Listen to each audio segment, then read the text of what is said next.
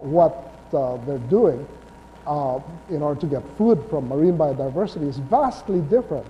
So we, however, face some impending threats.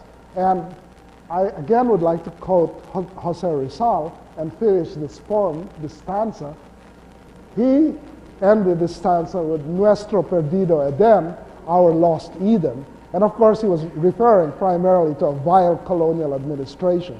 But I think for the 21st century, what we have to worry about is our population growth is demolishing the marine habitats that are really the basis for our national treasure, the marine biodiversity around them. And as marine resources become more scarce, people from fishing villages leave their villages, and therefore this traditional knowledge, which is an extremely sophisticated knowledge base, is being very rapidly lost because people are not learning from the traditional local knowledge that really has been the basis of our work. So I think we should endeavor to educate our young people, the youth, about these, our biodiversity, that's our national treasure, and about our proud and grand maritime traditions of Filipino culture. So with that, I would like to close and to thank you very much for your attention.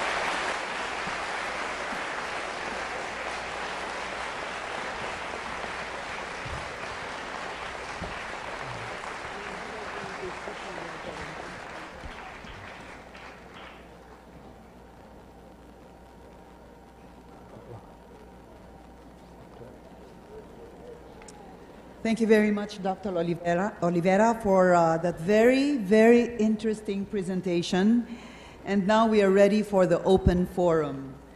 The audience in the theater, as well as our faculty, students and staff and alumni from the 9 UP campuses all throughout the country who are video conferencing with us here in Diliman right now, may ask Dr. Olivera a few questions. As mentioned earlier, this program is on webcast, so our alumni all over the world who have been watching the webcast are also able to participate and ask their questions through the various chat channels that are available to us. Let's begin with a couple of questions from the audience in the theater. If you would raise your hand, I will call you. You will please approach one of the microphones on the aisles. Introduce yourself and pose your question very briefly, please, so we can accommodate as many questions as possible. Who would like to be the first to ask a question? Yes, please. Do I see Dean Echanis? Yeah, okay. Sir, my question is not related to science, but more on the revenue side of the whatever was produced out of your research. So you were saying earlier that it is a challenge to get the, I don't know the scientific term, but the whatever is needed for the production of medicine, and that you will in fact need to provoke the cone snails in order that they will produce the whatever. So I cannot imagine how commercialization is made possible. Like, is the drug manufacturer, well, do they have to come to the Philippines and collect the snails, and then create an environment so that they will produce whatever they have to produce? I mean, that's my question. Yeah, that's a very good question, and I'd like to clarify what I think we have in mind. So, in the case of the cone snails, we can, by doing the basic research, we can actually look at all of the compounds that they ever produce. Okay, and the reason is we know the gene families that are responsible, so we know the DNA that's responsible for producing those compounds. And so we can analyze the DNA, whether it's actually being produced at that moment or not. Okay? But if you don't know as much as we now know about cone snails, you can nevertheless get a lot of information by analyzing the RNA, which is the transcript of the DNA that's being produced at any one time. So if you know that chemicals are made in a particular organ, you can therefore analyze the genes either at the DNA level or at the RNA level.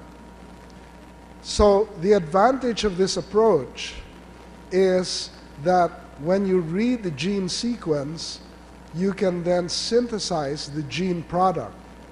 Okay? So we do not actually have to have the compound that's active in hand initially. All we need to have is the gene that encodes that particular gene product. And by being able to identify those genes, we can then make the gene product either by a molecular biological approach or by a chemical approach. Okay? I hope that answers your question. Thank you, Dr. Olivera. Dean Echanis is the Dean of the College of Business Administration, and that should explain her interest in the commercial application of research. Yes. Okay, another question from the floor before we go to I understand Open University is already waiting for its chance. Shall we go to the Open University first? Okay, the moderator from the Open University is Dr. Jean Saludades. The question is from Dr. Felix Librero, professor and incoming faculty regent of the University of the Philippine System. The question of Dr. Librero is, my question has nothing to do with your research, but one that many of us here are interested to know about. Would you have not achieved at least similar status as scientist had you stayed in the University of the Philippines? Okay, I think that it's always hard to second guess, but I believe that I've been lucky in the variety of academic experience that I've had. I think the key to scientific discovery is really trying to learn as much as possible from as many people and to collaborate with as many people. I guess that my own academic career has been a little bit unique in that respect, in that it has spanned a whole variety of different academic institutions. Thank you, Dr. Olivera. We now have UP Tacloban waiting to ask a question. The question is from Professor Buenalin Ramos and Professor Natividad Lacdan, professor from the Department of Biology, College of Arts and Sciences. Given the potentials of our marine resources, what can you suggest to address the problem of continuing threats to our marine ecosystems and Philippine biodiversity in general, considering that our country is one of the hot spots in biodiversity? I think the steps that are being taken are good first steps already.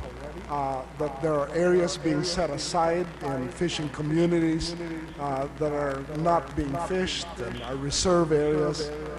However, I think that what we really need is education. I think more than anything else, the students, second graders, third graders, need to know that the marine animals around them that may seem very commonplace to them are found nowhere else. So I'd like to say that I'm very optimistic about this. I think in a few years, the general attitude, for example, towards the tarsiers of Bohol has changed dramatically because of a few people who are very dedicated. And it's clear that educating the population about the uniqueness of a particular species, that the public is very receptive to really helping to conserve biodiversity. So I guess my answer would be, more than anything else, I think education is the most important thing. Thank you, Dr. Olivera. Now we have UP Manila ready to ask their question. The moderators from UP Manila are Professor Arnold Halyare and Professor Buenalin Ramos. Come in, please. The questions, considering the economic condition of the Philippines, do you think that our country, despite the limited resources in terms of facilities, to be able to develop such high-end drugs and be able to catch up in the advancement of sciences? I think that's a bit of a complicated question to answer. What I hope is that we will find a different pathway for developing drugs than the standard Western paradigm. I do not believe that it's feasible for us to put in $600 million for every drug that becomes approved for the public use. But I think there really are alternatives in drug development that are feasible both for our country and for our region, and that it makes a lot of sense to explore these alternatives. Okay, thank you. Now we have UP Iloilo. UP Iloilo, come in, please. Good afternoon from UP Iloilo. The question comes from Ida Pahila, Associate Professor of Chemistry. Good afternoon, sir. Can you share insights to our students and researchers that could help them in extracting natural products or compounds from Philippine marine organisms? I'd be happy to answer that question.